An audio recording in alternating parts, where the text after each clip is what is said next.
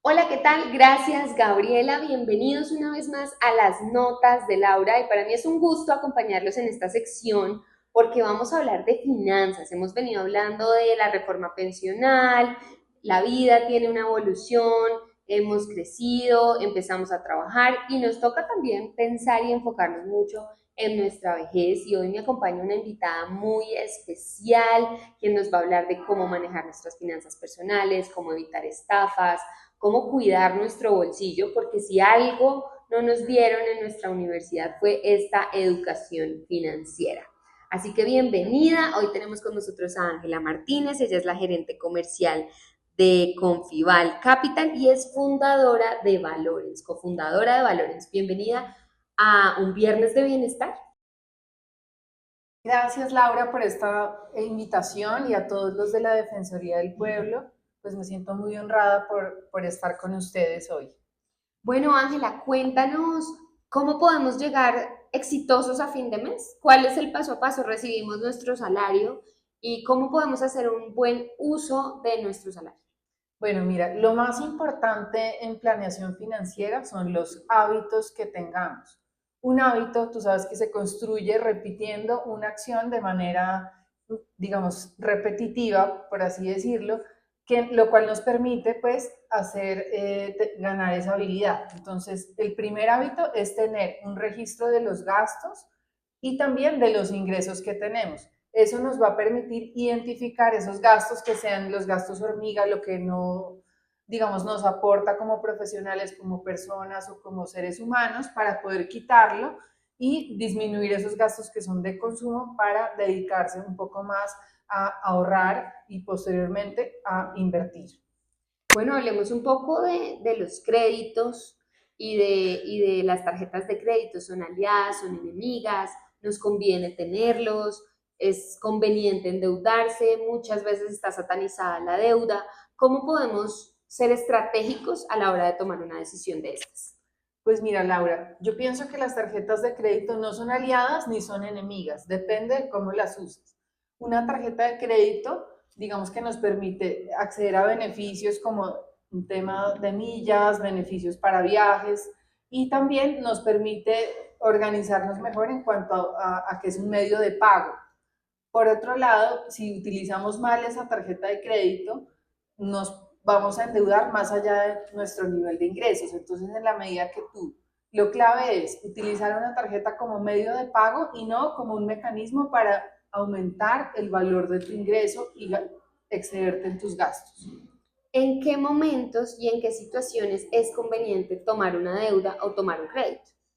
Bueno, mira, mi consejo es que puedes tomar un crédito cuando tienes una oportunidad de inversión o cuando tienes que tomar, digamos, un gasto más allá de lo que tú puedas pagar y básicamente pues también para temas de apoyo familiar, la universidad de los hijos, pero algo que tú sepas que vas a poder pagar. Tampoco se trata de tener gastos más allá de lo que puedas tú cumplir.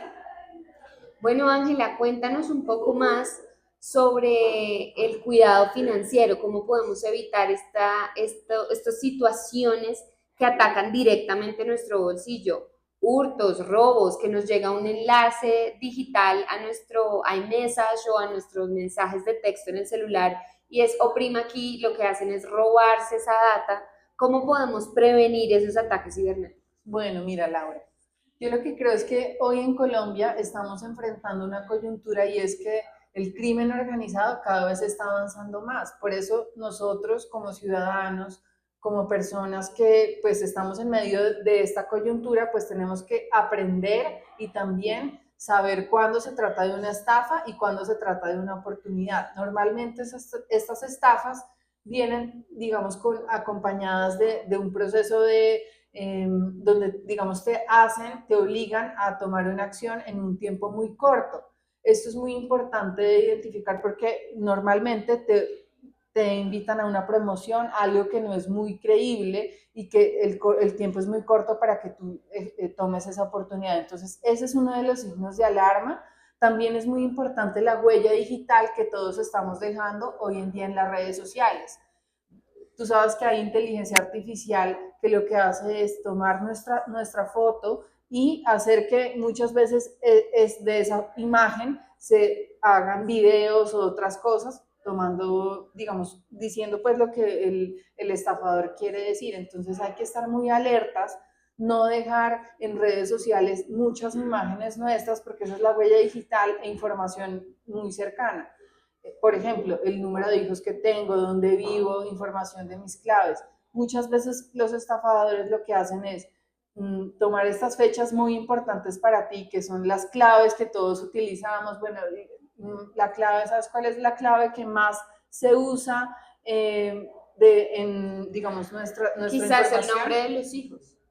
Fíjate que la clave que más se usa son los números 1 al 4 o un número consecutivo o la fecha de nacimiento tuya y de tus hijos. Entonces, o el nombre de la mascota en algunas ocasiones. Entonces, esto pues es una información que a veces la dejamos en nuestra huella digital y se puede convertir en nuestro enemigo en el momento de que un defraudador pues la utiliza para acceder a nuestras redes sociales. La otra cosa importante es no utilizar la misma clave en diferentes redes sociales y dispositivos. Normalmente la gente utiliza esa misma clave y lo que hace es que les facilita la vida a las personas cuando te van a robar. ¿Y cómo debemos construir estas claves? Mira, esta es una pregunta muy importante porque la forma más común y mejor para construir una clave es hacer una frase. Entonces tú haces, por ejemplo, la frase, me gusta la arepa y un número. Es mucho más difícil de olvidar y es mucho menos común de que un estafador pueda acceder a tu información. Bueno, ¿y cómo podemos de alguna forma generar un poco como colombianos? Porque como colombianos tenemos la costumbre de el Estado tiene la culpa, el banco me quitó, no, o sea, nunca nos responsabilizamos de nuestros actos. Creo que es un conducto regular, no solo de los colombianos, del ser humano como tal. ¿Cómo podemos asumir la responsabilidad de nuestras decisiones financieras?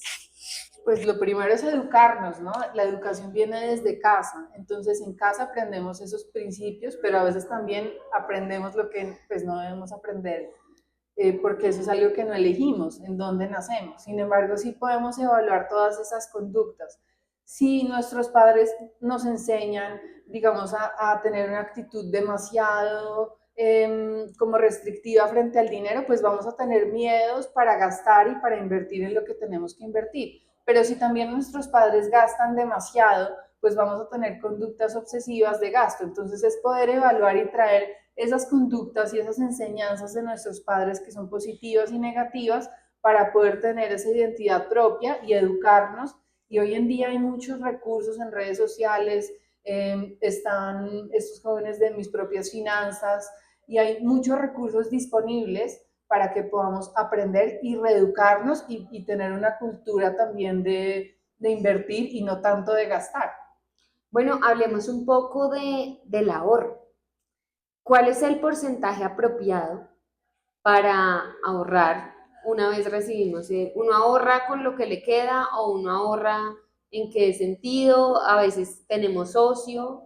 Como jóvenes sentimos que tocamos el cielo con las manos. Entonces, como jóvenes empezamos a gastar el ocio, la chaqueta bonita.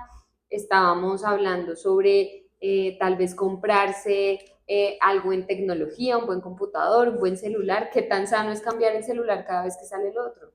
Bueno, Laura, pues eso es un tema muy importante porque al final, como te decía, todo es un hábito. Entonces, dependiendo de tu nivel de ingreso, pues puedes destinar un valor que sea fijo para poder ahorrar. Se trata de comenzar con microahorros de 5.000 pesos, 10.000 pesos diarios y después hacer una especie de retos en donde tú semanalmente dedicas un porcentaje o un dinero, una meta, no sé, 70.000 pesos que vas a ahorrar y vas retándote a ti mismo a cada vez pues poder guardar un poco más del valor de lo que estás, de tus ingresos. Muchos de los funcionarios y funcionarias, incluso contratistas de la Defensoría del Pueblo, son padres o madres de familia. ¿Qué decirle a esos papás? ¿Cómo pueden educar de alguna manera? Sabemos que tú eres mamá. ¿Cómo educar de alguna manera a estos chiquitos? Tú tienes una hija de 5 y un niño de 2 años.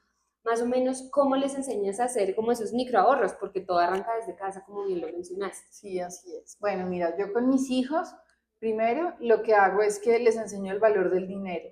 Entonces no es solamente dar, dar y dar pues sabes que los hijos tienden a pedirte, pedirte, pedirte, pero sí es enseñarle que el dinero tiene un costo. Entonces darle un valor de una mesada donde ellos van gastando, pero también saben que hay un límite y si hacen acciones adicionales, te ayudan, no sé, a limpiar la mesa, a cuidar al hermanito, a hacer una actividad y demás, pues tú ya les vas dando un dinero adicional para que ellos puedan empezar a aprender el valor del dinero y cómo se asocia con somos productivos, trabajamos y por eso recibimos un ingreso.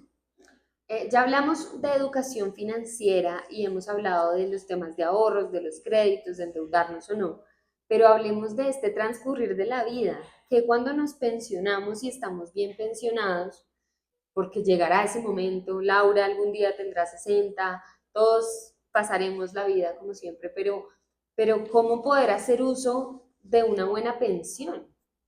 Bueno, Laurita, pues todo el mundo sabe que en la medida que más ingresos tenemos, pues más gastamos. Entonces, si construimos desde nuestra niñez o nuestra juventud o nuestra adultez un buen hábito, pues obviamente se va a ver reflejado cuando somos pensionados. Yo trabajo en Valorens, es una entidad que da créditos a pensionados y nuestro principio es primero la transparencia, porque hoy en día pues muchos pensionados se endeudan, pero no tienen ese conocimiento del costo de lo que, de, digamos, su crédito. Entonces es muy importante entender cuál es tu nivel de ingreso, cuáles son tus gastos y de acuerdo a eso organizarte para, si vas a tomar un crédito, pues utilizarlo de una manera inteligente, es decir, para algo que sea productivo, para emprender. Hoy en día con la reforma pensional, un tema álgido es que cada vez las personas y los colombianos nos estamos pensionando con un menor valor de ingreso, es decir, que desde ya tenemos que pensar cómo queremos organizar nuestra adultez, cómo queremos organizarnos cuando seamos mayores, porque si hoy en día empezamos a emprender en algo que nos apasiona, pues más adelante podemos percibir un ingreso de eso que nos apasiona.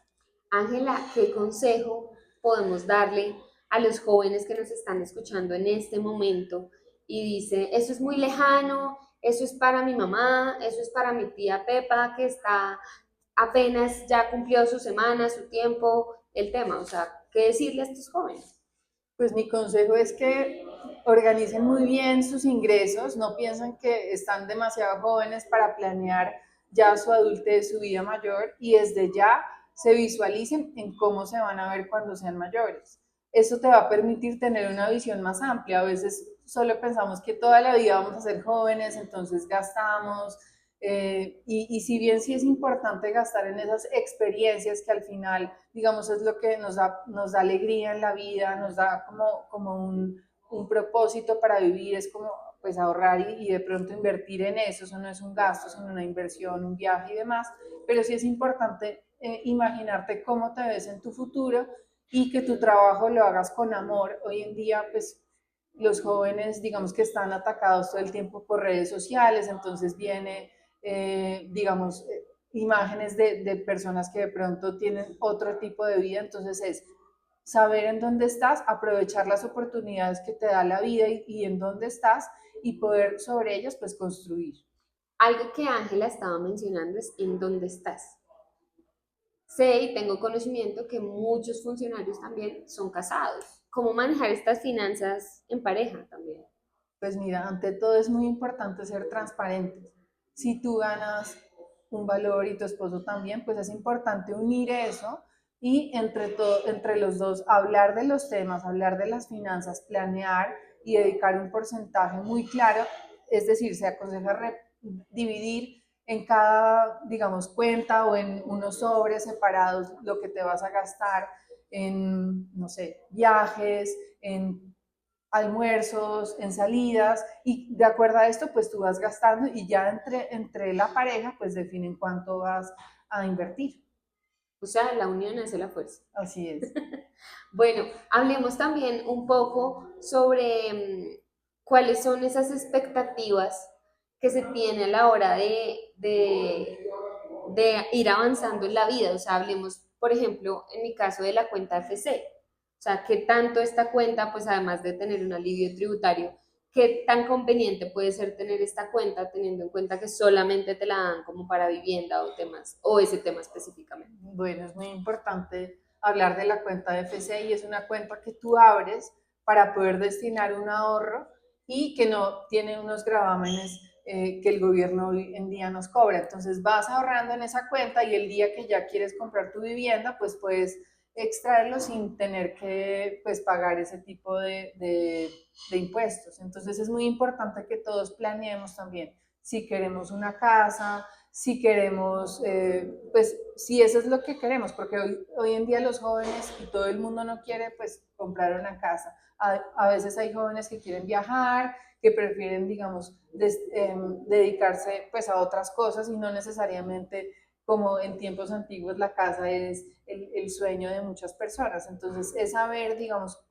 si ese es tu sueño, pues es el camino para poder ahorrar y comprarte tu casa y tu vivienda propia.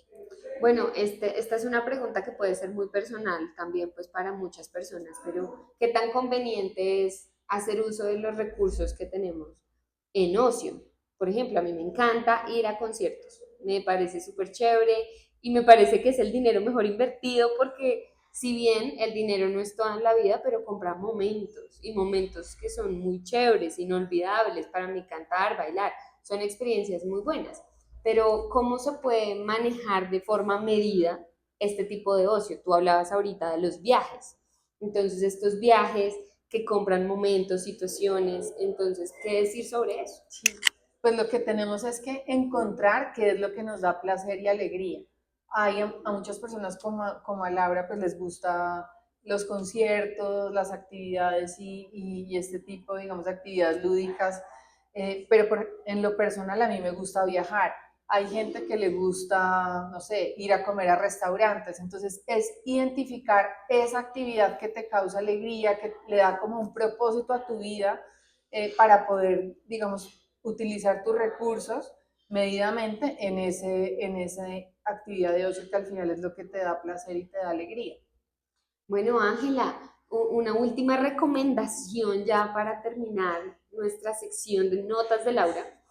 Cuéntanos cuál es ese último consejo, o sea, para nuestra vida, para nuestro futuro, algo en el que realmente podamos reflexionar. Pues mira, mi consejo y en lo personal, yo lo que he hecho es empezar a destinar un dinero para poder invertir. Hoy en día hay diferentes oportunidades de inversión, desde cuentas hasta venture capital, hasta otras oportunidades digamos, están. Y hoy en día hay un movimiento muy fuerte de educación financiera. Entonces, no es solamente ahorrar, mi consejo es sí ahorren, pero también aprendan esas oportunidades de inversión, porque si tú ahorras, pero la inflación es más alta que tu ahorro, pues terminas perdiendo dinero porque ese ahorro pues pierde el valor del dinero. Entonces sí es importante que ahorren y que aprendan a invertir y hay opciones de inversión desde 1 millón de pesos hasta N, entonces es muy importante invertir. ¿Cómo encontrar esas oportunidades? No sabemos, tenemos ese desconocimiento. Yo creo que este tema de finanzas fue la materia pendiente que tuvimos todos en el colegio y que está ese vacío ahí. ¿Cómo buscar esas oportunidades de inversión? Bueno, eso también es dependiendo del nivel de riesgo y el valor que tú tengas para invertir. Entonces hay mucha gente que le gusta invertir en temas inmobiliarios, otras personas prefieren, digamos que invertir en acciones, en ETFs, hay otras personas que prefieren invertir en fondos. Entonces, hoy en día digamos que hay un abanico de inversiones, lo más importante es que tú puedas acudir a un experto financiero que te aconseje y de acuerdo a tu nivel de riesgo, dependiendo de tu edad, pues que puedas invertir de esa manera.